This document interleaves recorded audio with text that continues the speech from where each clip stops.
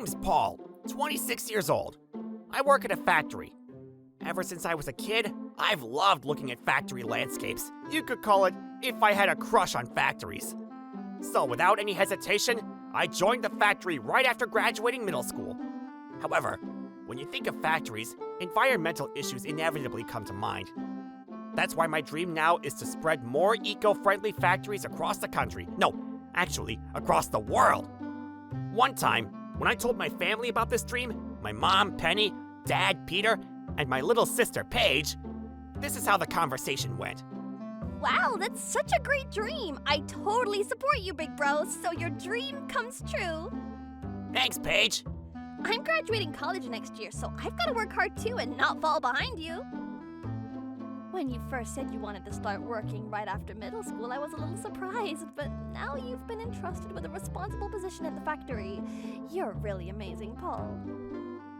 We're all going to support you, so you can make your dream come true. You've already supported me enough. Dad makes such great food every day, and Mom, you always listen seriously to me and Paige, even though you're busy with work. Yeah, my dad stays at home and my mom works outside. Our family's really close, and working at the factory has been fulfilling. At this time, I didn't really have any big worries, and I was just heading straight towards my dream. But then one day, something happened. The president of the company that our factory works with had an accident and suffered a major injury that would take about a year to fully heal. Since he's unable to work for a while, it was decided that his son, Noah, would take over as the acting president in the meantime. Noah had also come to our factory a few times with the president. He always seemed to hide behind his father, giving off the impression of someone who wasn't very outgoing. But then the first day Noah showed up at our factory as the acting president, Noah, Vice President, please wait here for a moment until our factory manager arrives, I said, leading Noah to a sofa in a corner of the office and offering him tea. Then, hey, I've been wondering for a while, but your name's Paul, right? You seem kinda young. Which university did you graduate from? Huh? Noah then slouched deeper into the sofa, saying, and tossed his feet up onto the table in front of him. The way he acted, so rude and unprofessional, made me raise my eyebrows without thinking. Wait, was he always like this? Normally he just stood quietly saying nothing. Well, actually, I didn't go to university. Huh? So you're a high school graduate? No, I graduated middle school, then started working at this factory right away. Seriously? You didn't even finish high school? That's wild! Well, I guess that makes sense. You're doing a job anyone could do, so of course you must have a low education level, huh? It's kinda sad, isn't it? You're probably stuck working in this dirty factory every day just trying to scrape by, huh? What? What the hell's this guy saying? As you know, my dad is super strict. He turns into a monster when he gets angry, so I couldn't really oppose him. He made me study for entrance exams whether I liked it or not, and I ended up getting into a pretty good university. I used to think I had failed the parent lottery, but now I'm grateful to my dad. Just having a degree from a good school means young girls treat me like I'm special. Plus, I became the vice president of my dad's company, and now I'm acting president, right? I'm totally a hit with the ladies. Pretty great, huh? Meanwhile, you're just a middle school graduate working at a factory. Girls would totally be repelled by you, huh? Poor guy. Noah said, bursting into laughter. I see. So as soon as his strict dad wasn't around, his bad boy side completely exploded. But this guy's the acting president until the real president comes back to work. Is he really gonna be okay handling this? By the way, our factory manager didn't graduate from university either. He's just a high school graduate. So when Noah started throwing around his academic superiority, our manager looked pretty uncomfortable about it. A few weeks later, Noah came by the factory again. On that day, the factory manager wasn't around, so I ended up having to deal with Noah. I was already dreading having to hear more of the stuff I really didn't want to hear, so I greeted Noah with reluctance. Oh, Paul! I heard the factory manager's not here today. I just found out. Well, I guess it's my fault for showing up without giving advance notice, but I thought it'd be better to talk about this in person instead of over the phone. So about your parts, can you give me a discount? I was hoping for like 60% off. but I'm willing to settle for 30%. Huh? Wait, what? You can't just throw that at me out of nowhere? Huh? But your factory's been struggling a lot lately, right? If you lose the contract with our company, things could get really bad, don't you think? If you won't cooperate, I might have to cancel the contract. Actually, as Noah said, our factory's been in serious financial trouble lately, and we've been holding on just by having the contract with his company. He's really taking advantage of the situation. This guy! Anyway, I couldn't give him a clear answer on my own, so for now, I just said, I'll let the factory manager know. Oh, really? But I'm in a hurry here. I'll be back the day after tomorrow, so make sure you tell the factory manager to have an answer ready by then. All right? See ya! With that, Noah left. I immediately called the factory manager to tell him about it. I was totally exhausted after that, and when I got home, I ended up venting about Noah to my family. What the hell is up with that Noah guy? Ugh, he's the worst. I see. So that Noah from the company over there. Ah, I get it now. Mom, your company's connected with theirs, right? Yeah, it is. But does his dad, the president, know that his son came to your factory trying to force a price cut? I'm not sure.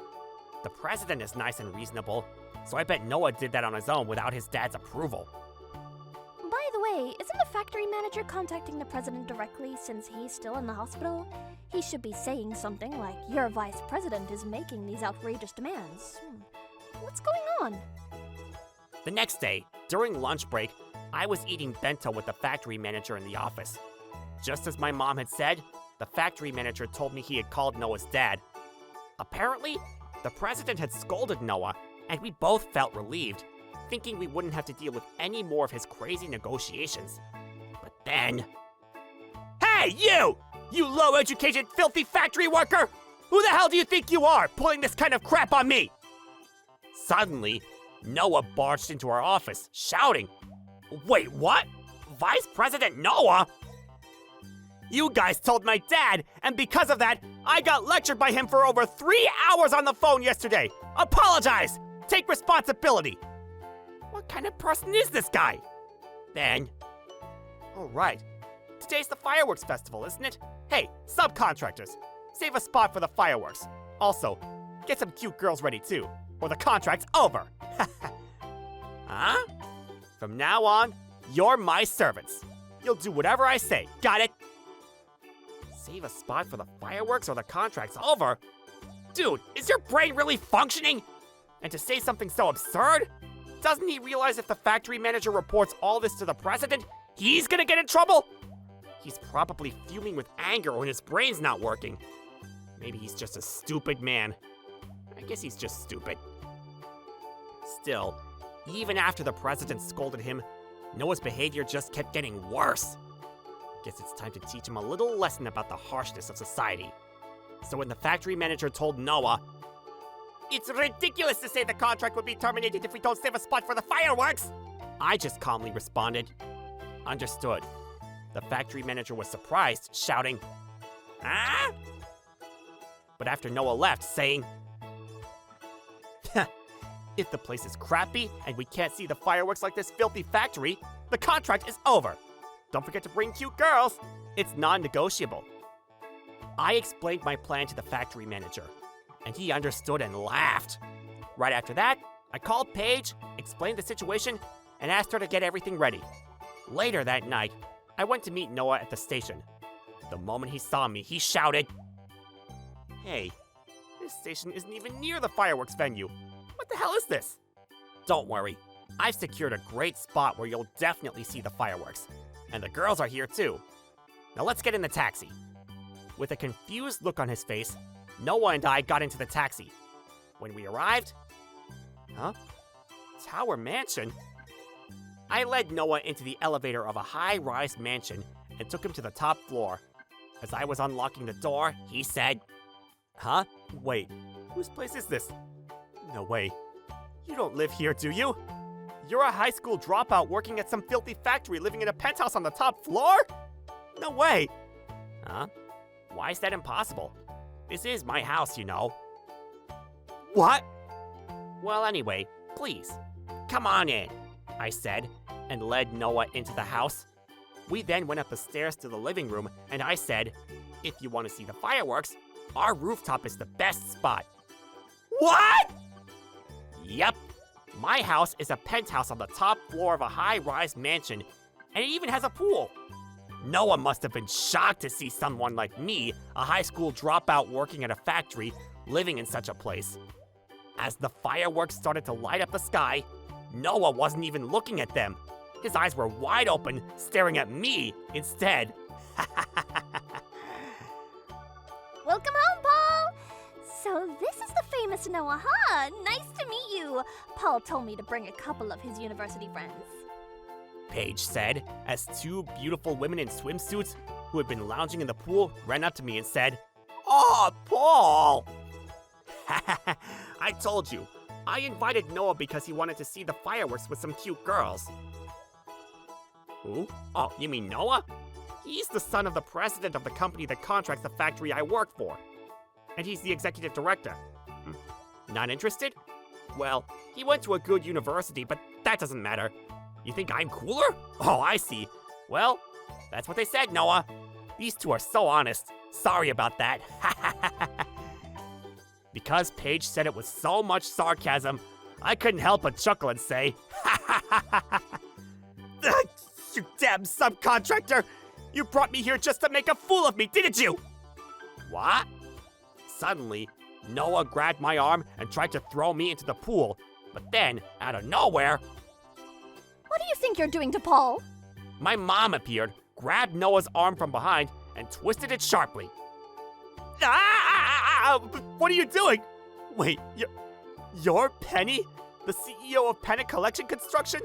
The massive company with over 6.47 billion USD in sales? Yep.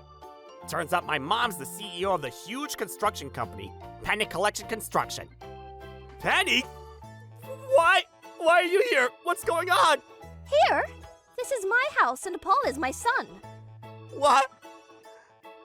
I've heard a lot from Paul and Noah. You're the worst. I don't want to do business with a company that has someone like you in charge. I'm canceling our contract with you. No! Panic Collection Construction's one of our major clients. Please don't say that! Please don't do this! Well, you know, the president's been so good to me, so maybe I'll talk to him about you, but only if you're fired, or else we'll have to cancel the contract with you, Noah. How's that sound? What? I've done a little digging, Noah. During the president's absence, you've been embezzling company funds, haven't you? That's why you tried to get Paul's factory to lower the prices on parts, right? Trying to cover up your tracks, I bet. I'm reporting all of this to your father. You're probably going to lose your job, get disowned by your family, and end up unemployed. I'm going to tell all the big names I know at various companies about your dirty deeds, and no one will want to hire you after that. No way. Please forgive me. Noah's face turned completely white, and he started tearing up. You think you can be forgiven? You're beyond saving! You need to hit rock bottom and really reflect on what you've done. Noah screamed as he staggered, and then he fell into the pool, all on his own. After flailing desperately in the pool for a while, he finally surfaced, but all he could do was mutter, Damn it! Why did this have to happen to me? For a while, his cries echoed across the rooftop, mixed with the sounds of fireworks. Soon after, Noah got fired from his company. His family and relatives were disgusted by him. They cut ties, and he ended up unemployed. The rumors my mom spread about him spread quickly, and no company would hire him.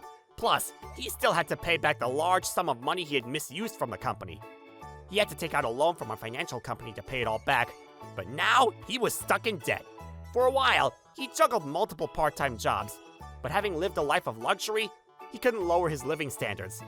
Eventually, he ended up getting involved with loan sharks. He couldn't pay them back either, and now he's working on a fishing boat overseas. Apparently, since Noah's more of an indoor person and lacks physical strength, he's been completely useless on the boat.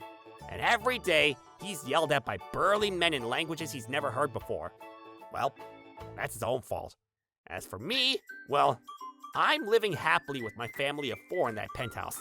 Oh, and Noah's father, the CEO, actually made a surprisingly fast recovery and was back at work in just 6 months. He came to our place with a deep apology, bowing to both me and the factory manager, saying, "Turns out, while the CEO was in the hospital, Noah completely wrecked the company, and it was a huge struggle for him." Then, just the other day, the CEO brought over some vegetables and high-quality meat to our house. My dad used these ingredients to cook, and we were all eating together on the rooftop when... this steak's amazing! Yeah, the CEO gave us A5 grade Japanese Black Wagyu. Of course, it's also because Dad, who's a great cook, made it. Exactly! The food Dad makes is always delicious, no matter what. I spent a lot of time researching recipes, just wanting to make sure Mom, who's always busy with work, could enjoy a good meal. We're a happy family, and all of Paul's problems are solved. It's all worked out!